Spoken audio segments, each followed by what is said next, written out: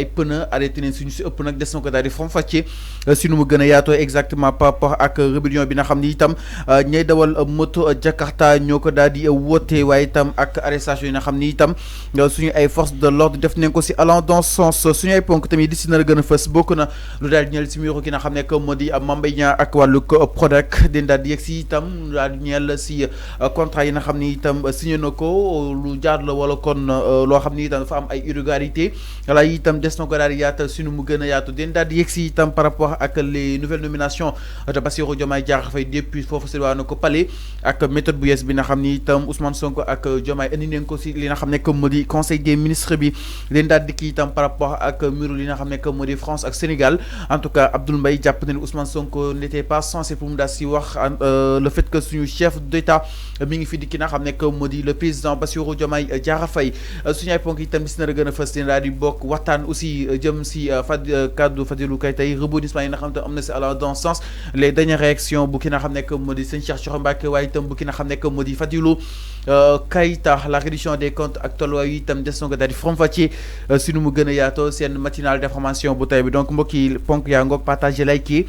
parvenez live bi nga xam ne itam ñoo rajo jotagul fu seen daal di war a mën a topp si nga xam ne que moo di waxtaan wi si nu mu gën a yaatoo exactement da nga koy daal di dox rek ak li nga xam ne que moo di justement mbokk yi par rapport ak les décisions yi nga xam ne itam le président Bassirou Diomaye Diakhar Faye jël na ko alors mais laataa dal dañuy daal di exactement sur les nouvelles nominations xam ne nag foofu si na ko présidence ki nga xam ne que moo di le président Bassirou Diomaye Diakhar Faye génnewaat na exactement bale bi ñu si ëpp nag bale bi topp na leen jëmale si li nga xam ne que moo di les nouvelles nominations du président Bassirou Diomaye Diakhar Faye donc ma daal si dikk suñu mu gën a yaatoo ñu daal di ñëw si ki nga xam ne que moo di le président bokk na ñamu fal di ki nga xam ne que moo di Khoureychi Thiam moom itam fal nañ ko exactement ni ki li nga xam ne que moo di démb et que pas mal de révélations ki nga xam ne que moo di le président Bassirou Diomaye Diakhar Faye amal na ko jëmale si ay postes yu ko gën a fasantiku moom nag ki nga xam ne que moo di le président àdduna jëm si nga xam ne que moo di JO 2024 donc ñeel la lecture justement du conseil des ministres bi nga xam ne itam le président de la République Bassirou Diomaye Diakhar Faye doon na ko daal di tenir nag démb foofu si doonu ko présidence exactement alors avant naka daal di nemmeeku waatee li nga xam ne que moo di bale bi laataa ñuy ñëw exactement sa ñi nga xam ne itam fan neen leen bale bi laal na bu baax a baax si pas mal de secteurs. Oui, c'est évident yàgg naa ko wax bale bi dafa des donc parce que boo ñëwee woote rupture systémique boo ñëwee woote jubal jubanti boo ñëwee woote ni que dafay réformer da ngay réformer l'administration territoriale da ngay réformer les institutions tout ça veut dire que war nga mën a assainir ñoo xamante ne tey il nage à contre-marée donc dañ leen war a balayer nga jël ñoo xamante ne ñoom nga àndal ci le projet parce que quand il y a un projet à faire valoir quand il y a un projet donc bi nga bëgg sénégalais yi gis à la fin de ton mandat gis les résultats donc escomptés da nga war a d'abord assainir l'espace de l'administration territoriale donc ñun yàgg nañu wax fii ni que qui veut gouverner doit gouverner avec ses personnes de confiance qui veut gouverner doit gouverner avec des gens yoo xamante ne ñoom ñoo bokk la même vision. Quand il y a un projet Boutou du Sénégal Horizon 2050, mais tu as besoin des gens qui quand même, ils font partie de ce projet. Ils approuvent ce même projet. Mais quand il y a un projet, les autres de l'autre côté, ils sont qui l'ancien régime, le régime de Macky Sall, ils sont toujours dans le même système, ils sont toujours dans la même administration que toi. Je crois que Lolo, ça ne fait pas tellement la parfaite du projet Sénégal Horizon 2050. Moi, le président Diomaye, il continue dans ses nominations. Il continue donc avec Balé Bimouyoronti lors de la mission de campagne. Ils vont faire tout pour balayer cette administration. Balayer ne veut pas dire qu'aussi, ku bëgg liggéey wala ku am compétence pour liggéey tamit dang koy faxas déedéet. Balayer dañu ne ñëpp ñoo xamante képp koo xamante ne dafa nekkoon ci administration bi te nga jàpp ni que amul fa importance lu dul que luubal xaalis wala lu dul que def ay surfacturation wala lu dul que def des faux bilans ñooñu la ñu ne bale bi war na fa jaar faxas leen andi ay nit ñoo xamante ne ñoom bokk nañ ci seen projet parce que aussi seen fan nañu waxante dëgg dans tous les pays au monde je dis bien dans tous les pays au monde bépp président bu bees bu ñëw dafay andi ay nitam. alors loolu c'est pas un crime, c'est pas un scandale. Même aux États-Unis kan moo fallu tout récemment Donald Trump. Donald Trump bu mu ñëwee mais dafa andi ay chef de protocole, c'est comment dire son directeur de campagne. Et qui donne financer campagne bi Elon Musk daf ko andi. Dafa andi comment dire qui nekkoon son directeur de campagne. Même le ministre, le gars qui l'a voulu comment dire ku mu bëgg a fal pour que mu régler la question de l'immigration, mais moom ak ñoom ñoo nekkoon ci campagne bi. Donc Diomaye avec le PASTEF bu ñu ñëwee au pouvoir, ils ont besoin de leur personne digne de confiance. Képp koo xamante ne dafa jàpp ci projet bi ñu fal la. Alors ñu ñëw exactement sur parce que tu sais pourquoi foofu laa bëgg a tëjee. Tu sais pourquoi je parle des personnes de confiance à Diomaye. Pourquoi tu sais pourquoi ma wax ni que ñu bokk ci projet bi nañ leen fal. Parce que au terme des 5 ans de mandat, des gens vont te demander des résultats. Les gens ne vont pas demander aux gens de Macky Sall. Yéen a nekkoon ci administration bi. Te ñoom ñoo fa nekk nii.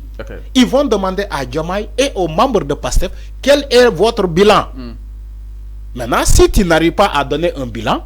les gens vont essayer d'évaluer si soit lui donner un deuxième mandat, ou soit il faut se démarquer et donner un autre. Mais non, exactement. Donc les nouvelles nominations de Diomaye Diakhar Faye foofu si diwaanu ko palais bokk na ñi nga xam ni itam nommé na leen di madame Ndeye Aïssatou Tabara Touré moom nag léegi moom mooy li nga xam ne moo di secrétaire général de la délégation générale de l'entrepreneuriat rapide des femmes et des jeunes di li nga xam ne moo di DER/FJ bokk na aussi si ki nga xam ne moo di monsieur Aliou Bey moom itam fal nañ ko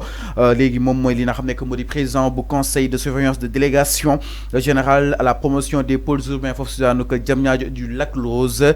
ki itam foofu si daanu primature du monsieur Ibrahima Fall moom itam léegi fal nañ ko moom mooy directeur général bu observatoire national sur l'investissement mu daal di utu ki nga xam ne mu di monsieur Mamadou Lamine bi nga xam ne itam moom tamit fal nañ ko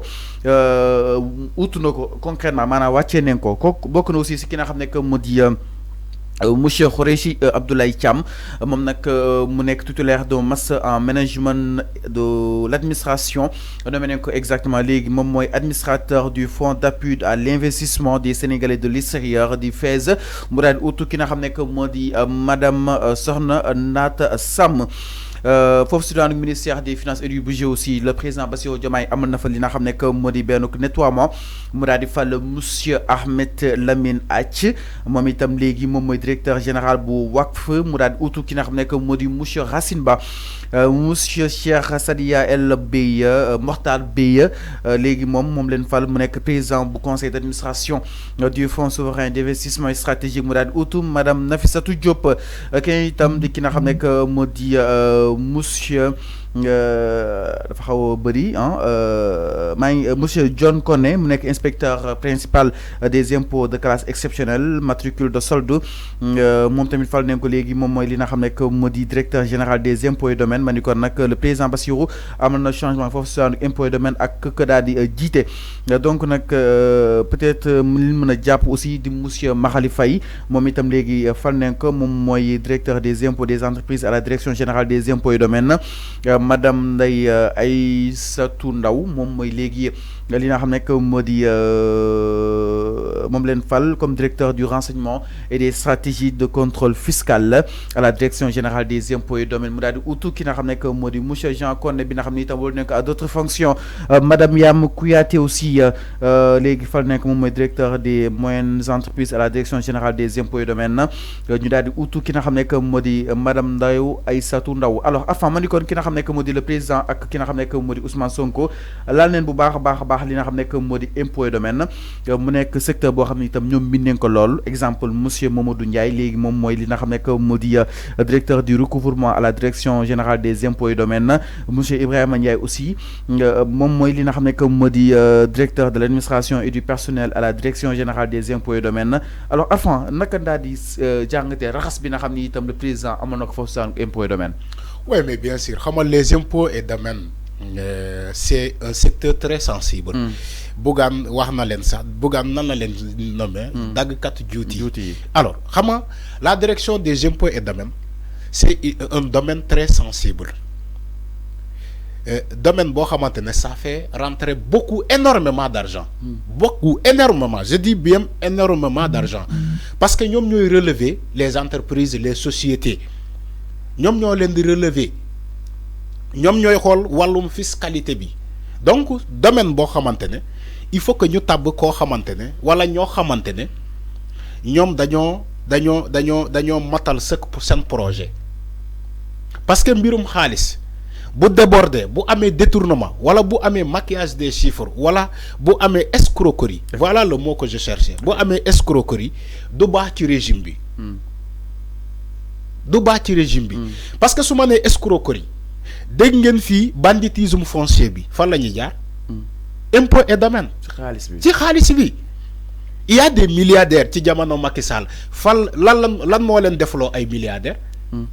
parce que ay terrain la ñu doon jaay ay suuf lañ doon séddoo ay hectares et hectares te ki ko joxee mooy kan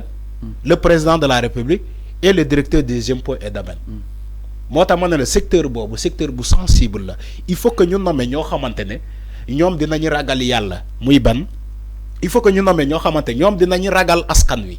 dinañu ragal aussi les nouvelles autorités reddition des comptes ak leneen en quelque sorte ñooñu duñu jaawale seen poste ak poste askan wi parce que on a vu des directeurs des domaines des directeurs des impôts et domaines ñoo xamante ne ragaluñu yàlla jox nañu ku ne terrain séddoo nañu ay terrain séddoo nañu ay suuf à base de cette comment dirais-je recherche foncière la ñu nekkee ay milliardaires donc je crois que le président de la République qui est là son excellence Bassirou Diomaye Faye et son premier ministre Ousmane Sonko ils sont assez bien outillés pour xam impôt et domaine tal lañ fay yóbbu parce que ñoom ils font des nominations en connaissance de cause parce que nekkoon nañu fa. Voilà même la quintessence de la nomination au sein de la direction des impôts et domaines pour avoir fréquenté ces lieux pour avoir travaillé pendant 15 ans ci domaine boobu et ci direction boobu loolu laay wax ni moo tax ma lay wax ci mbirum suuf si waruñu ko mën a patam-patame wala séddoo ko il faut ñu protéger la recherche foncière de ce pays le patrimoine bâti et le patrimoine non bâti les zones classées ñu garder ko tout ça il faut nga am nit koo xamante ne moom wax naa la ko ci njëlbeen bi dafay boole ragal yàlla dafay boole ragal askan wi parce que la recherche foncière revient au peuple c'est le peuple qui est souverain maintenant lu ñuy gis ci jamono Macky Sall ak Ablaye Wade président bu fi nekk di joxe ay décret di séddoo suuf si di ko jox Mademba wala Masamba parce que ci nguur gi la bokk andil sa carte d'identité ñu daggal la ay hectares et hectares ci suuf yow nga jël hectares yi ñu la dagg nga morcelé ko def ko ay parcelles di ko jaayaat nga nekk milliardaire mi ngi noonu exactement Abdoulaye a fait beaucoup de milliardaires Macky Sall aussi en a fait beaucoup et énormément de milliardaires te fan lañ ko jaarale ci impôt et domaine mi ngi noonu c'est le grand toilettage bi nga xam ni itam le président Bassirou Diomaye Diakhar Faye ak Ousmane Sonko amoon nañ ko foofu saanu ko impôt et domaine mu nekk ces nouvelles nominations depuis foofu saanu ko palais présidentiel ñu daal di ñëw